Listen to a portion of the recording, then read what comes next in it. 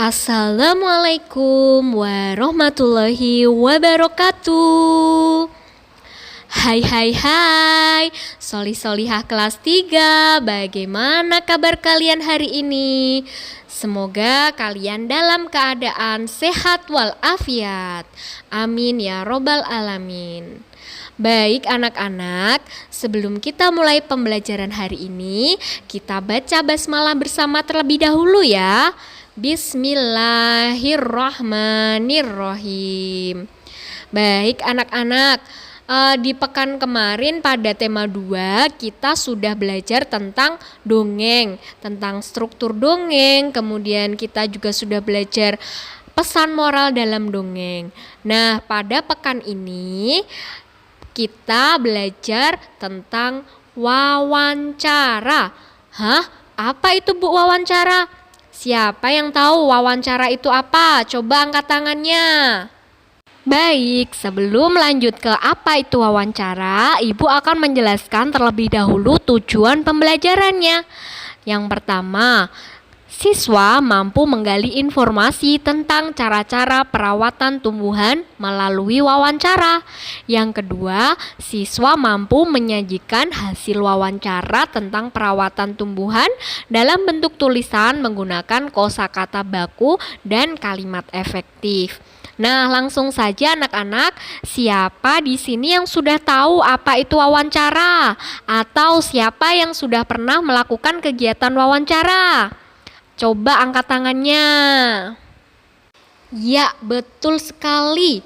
Wawancara adalah suatu kegiatan yang dilakukan untuk mengumpulkan data dan informasi dengan cara mengajukan pertanyaan kepada seorang narasumber. Sudah cukup jelas ya apa yang dimaksud dengan wawancara?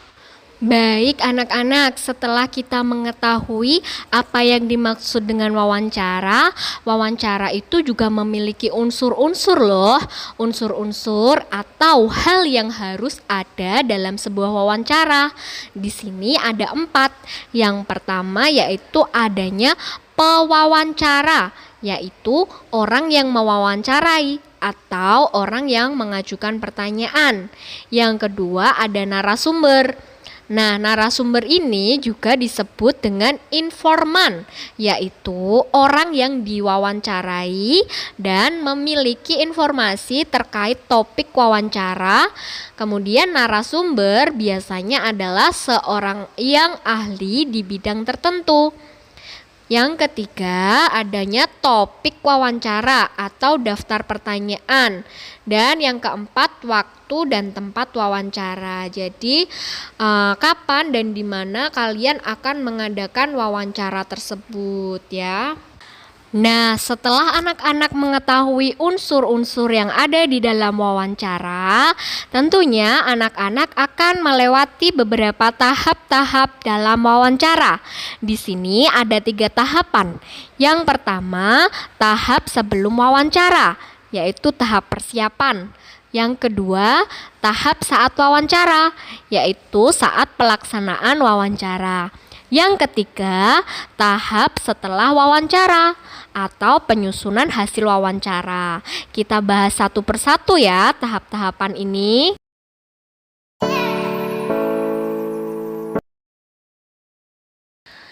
Nah, ini dia tahap persiapan sebelum wawancara. Jadi, anak-anak harus menyiapkan apa saja sih yang harus dipersiapkan sebelum wawancara. Yang pertama, anak-anak harus menyiapkan topik atau tema atau maksud dan tujuan kalian wawancara. Yang kedua, kalian harus menentukan narasumber. Dan yang ketiga, menyusun daftar pertanyaan menggunakan kalimat yang baik.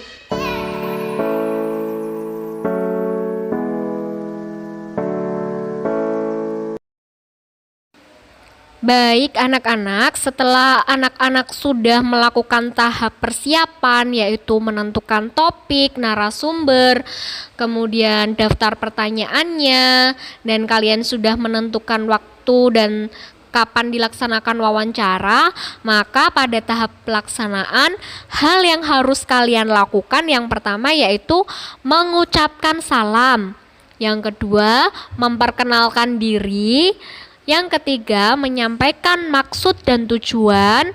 Yang keempat, menyampaikan pertanyaan. Yang kelima, mencatat dan merekam isi wawancara. Yang terakhir, mengucapkan terima kasih dan mengakhiri dengan salam. Sampai sini sudah paham?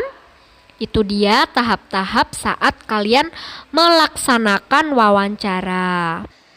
Dan ini tahap yang terakhir setelah kalian melaksanakan wawancara, kita biasanya harus membuat laporan hasil wawancara. Sampai di sini sudah paham ya? Ada 3 tahapan yang harus kalian lakukan saat melaksanakan wawancara. Baik anak-anak, ketika kalian melakukan kegiatan wawancara, ada beberapa kata tanya yang dapat kalian gunakan. Di antaranya ada apa atau apakah. Ini digunakan untuk menanyakan benda atau hal atau peristiwa yang sedang terjadi. Kemudian ada siapa atau siapakah. Ini digunakan untuk menanyakan orang atau pelaku kejadian. Kemudian ada bagaimana atau bagaimanakah. Ini digunakan untuk menanyakan cara keadaan yang terjadi dalam sebuah peristiwa.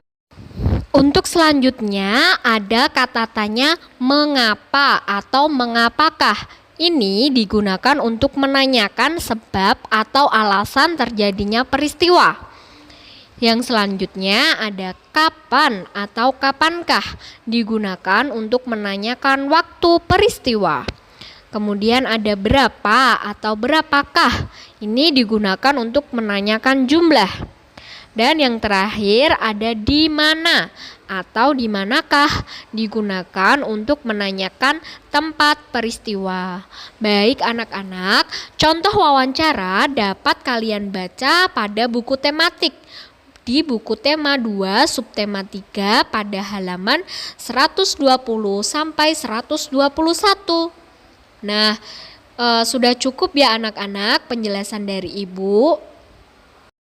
Alhamdulillah, jika masih ada yang belum paham, bisa bertanya pada Bapak atau Ibu guru kalian ya. Sekian dari Ibu, kurang lebihnya mohon maaf. Tetap jaga kesehatan dan kebersihan. Wassalamualaikum warahmatullahi wabarakatuh. Dadah, sampai jumpa kembali.